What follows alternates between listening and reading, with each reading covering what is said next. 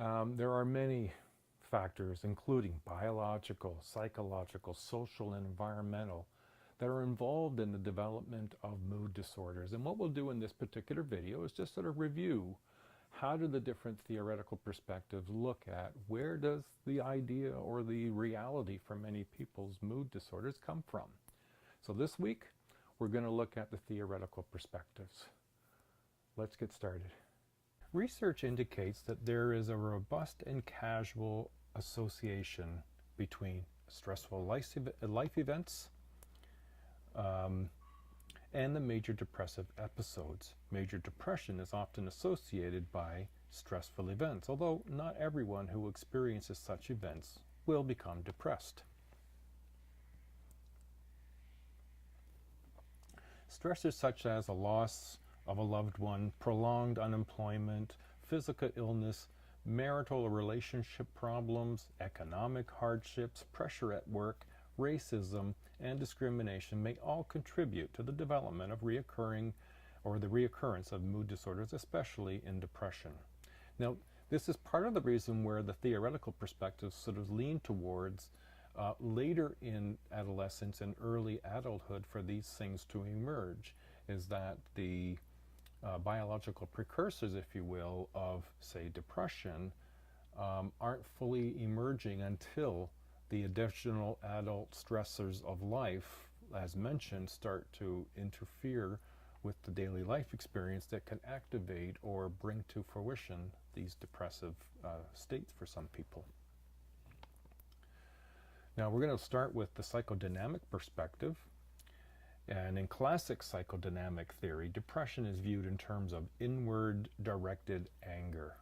Most will process through mourning rather normally and separate themselves from loss, whereas, other people who hold strongly ambivalent feelings towards people they have lost or whose loss is threatened may direct unresolved anger towards inward representations of these people that have incorporated or interjected within themselves, producing self-loathing and depression.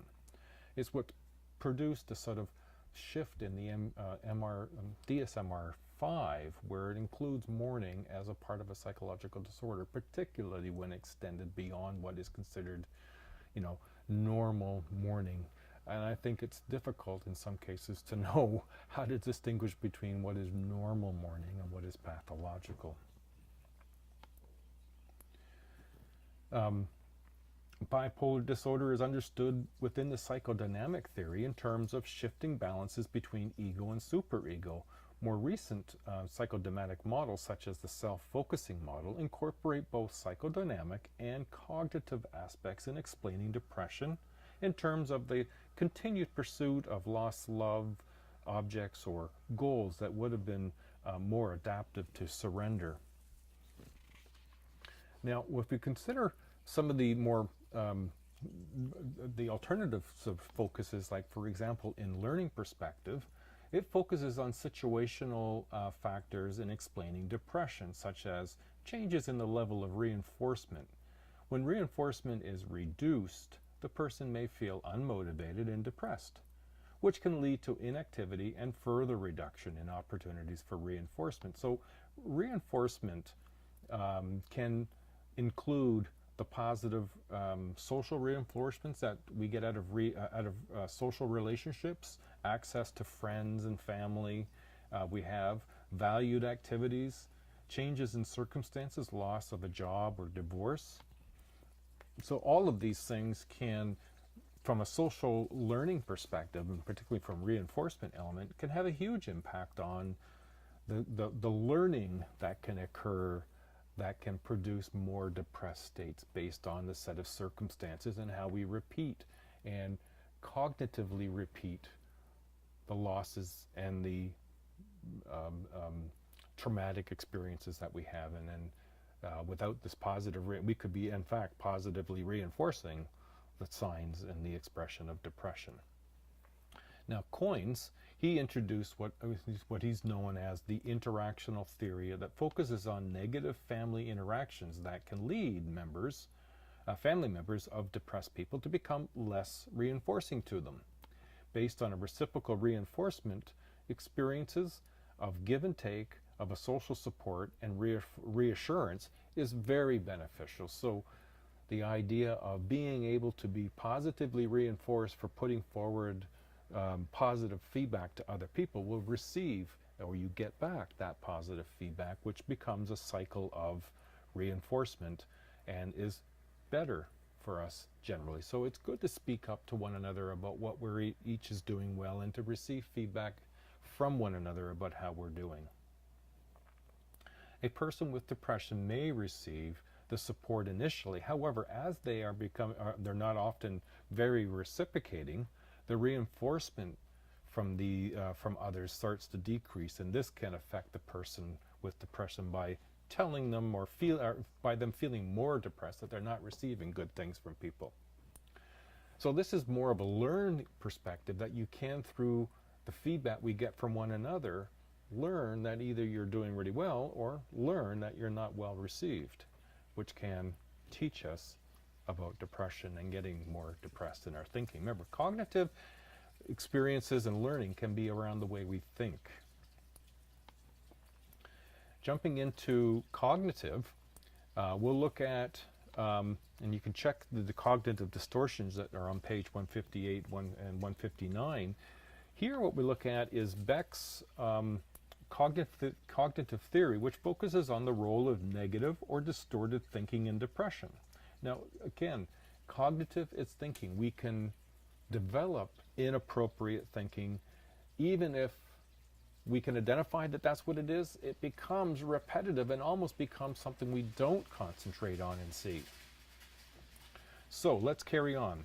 Depression-prone people hold negative beliefs towards themselves, the environment, and the future.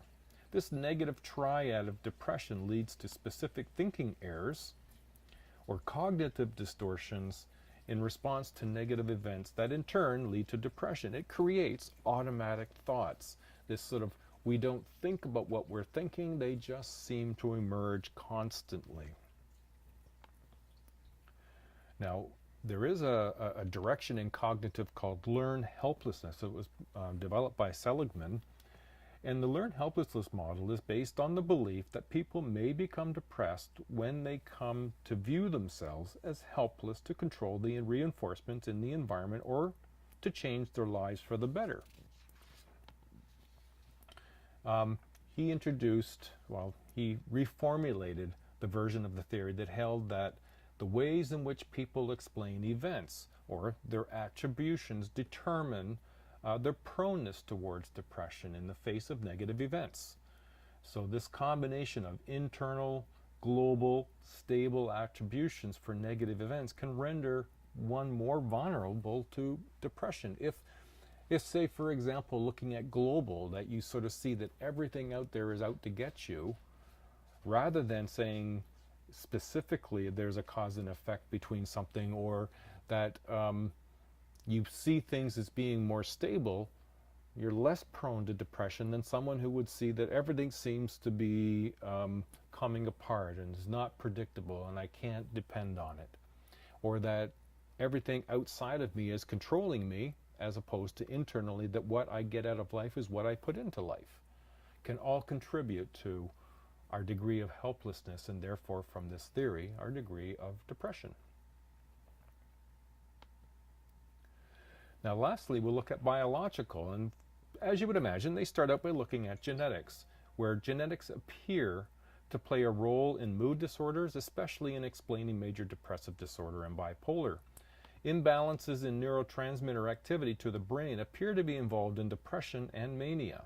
Twins and adoptive studies have added strength to this theory and a hereditary factor. Now, the last thing we can touch on in regards to sort of this biological perspective is that of the Diathesisstress model is used as an explanatory framework to illustrate how biological, and in this case psychological diathis, may interact with stress in the development of depression. So the Diathesisstress model, if you look at the left, you see the psychological vulnerabilities. This is something that you could develop in terms of your own life patterns, and then biological vulnerabilities would be those predispositions that some of us might have for certain conditions. And then you add the sort of additional stressors whether it be unemployment, divorce, or other social factors, that combination, either you've got good, healthy psychological, what would we call it, robustness, if you will, and low biological vulnerability, you could incorporate your coping strategies and gain some social support that will move you away from any depressed condition. Whereas if you have low psychological hardiness and high biological vulnerability, and you add those potential stress factors, chances are whatever coping mechanisms or social support you may have, one, they're probably not as strong or as capable or as robust, might lead you down a path of depression. And so that's looking at the Diathesisstress model for depression. All right, so that completes just looking at the theories and how they look at depression and how they may explain it. The third video that I will have posted for you will be looking at the treatments. And again, like you would expect, the theorists have different perspectives on how to treat depression. We'll look at that next. Thank you, everybody.